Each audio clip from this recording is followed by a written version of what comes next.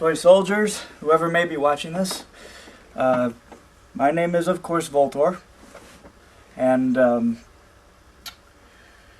today I'm going to be making a little bit of a different kind of video. I'm going to be showing you how to refoam a speaker, except I'm not going to be using foam, I'm going to be using rubber.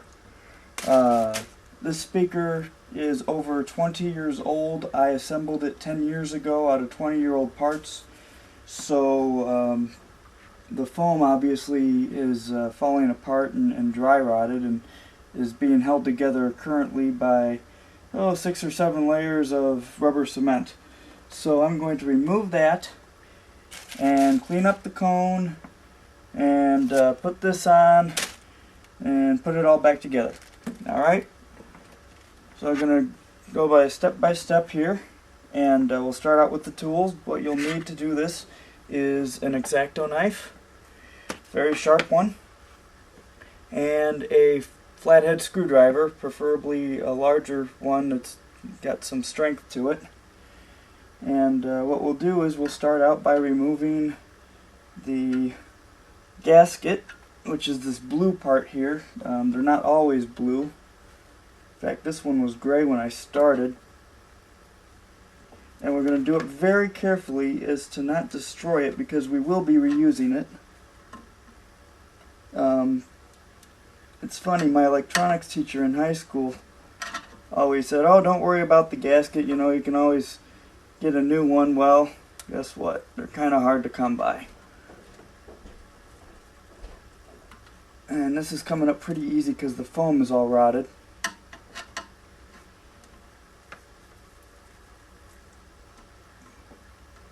Just go slow.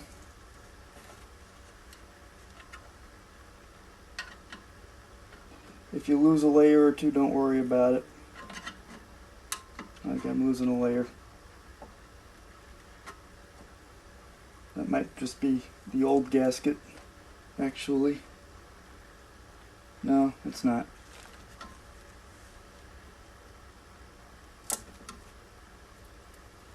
Okay, get under there real good and just kind of pull her up.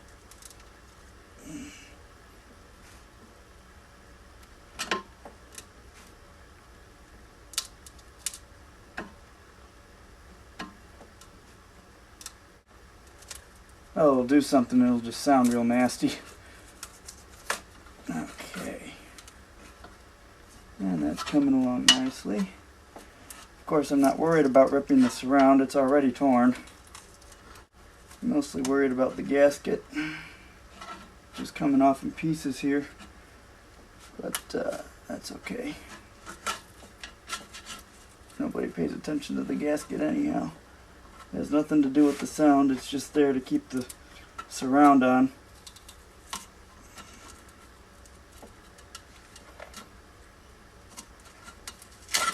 Some of the fancy foam gaskets that you see on speakers nowadays actually do kind of give you a false bass, but it's nothing really to concern about. Alright, yeah, see how this foam is just peeling apart here. Okay, so I think we need to separate it a little bit more. Okay. There we go. So now, in order to get the gasket off, completely off, you just kind of tear away at the surround. That's what the X-Acto knife is for.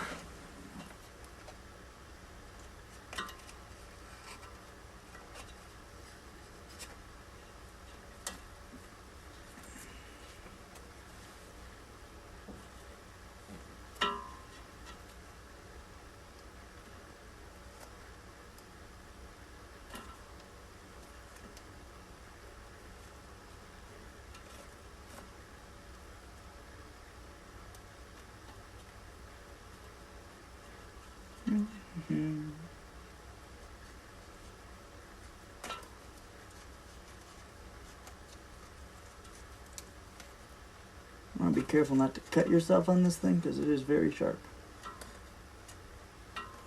Alright. And there's one gasket.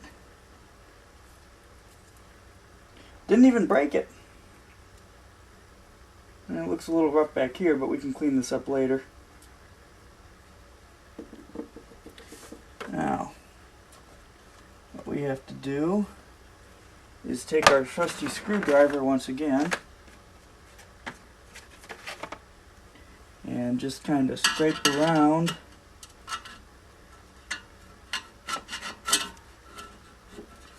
the basket area to clean it up.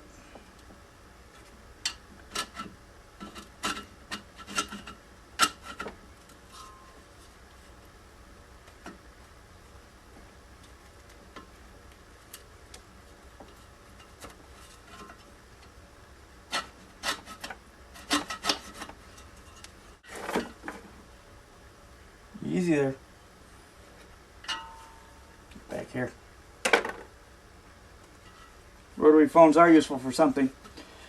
They hold gaskets.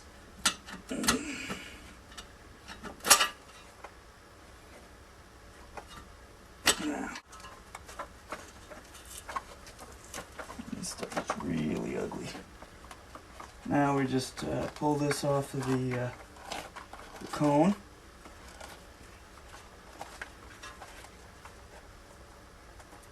Now notice I keep the dust cap on this thing because when you're dealing with rotted foam you don't want any kind of mess getting down into the voice coil.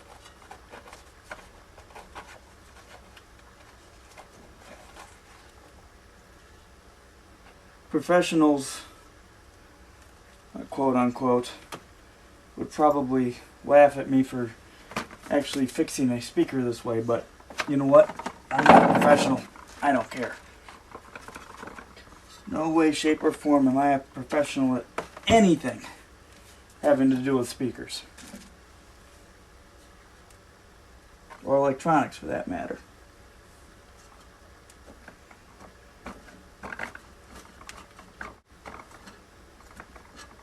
Get the old glue off. Everything off.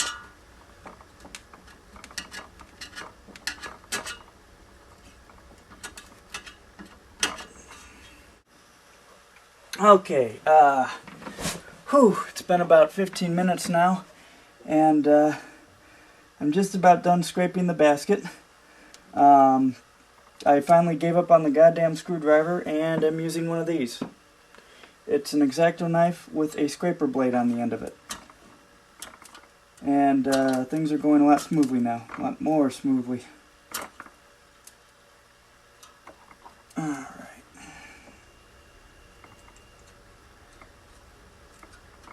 So, just gotta get her done.